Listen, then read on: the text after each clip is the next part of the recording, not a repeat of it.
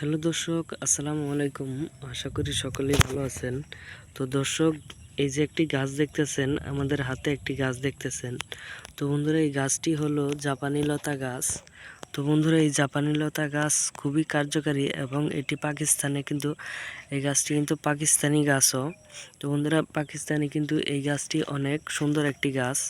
তো বন্ধুরা, এই গাছটি পাকিস্তানে কিন্তু অনেক মূল্য দিয়ে থাকে, কারণ এই গাছটি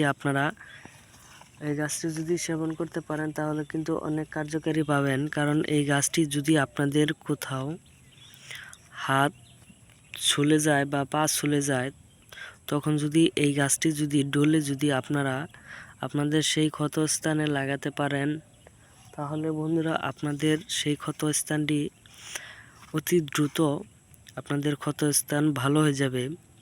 তো বন্ধুরা, এই গাছের ডালপালা যদি আপনারা হাতের মধ্যে পেঁচিয়ে রাখতে পারেন, তাহলে বন্ধুরা আপনাদের সেই মস্কা হাত একদম ভালো হয়ে যাবে।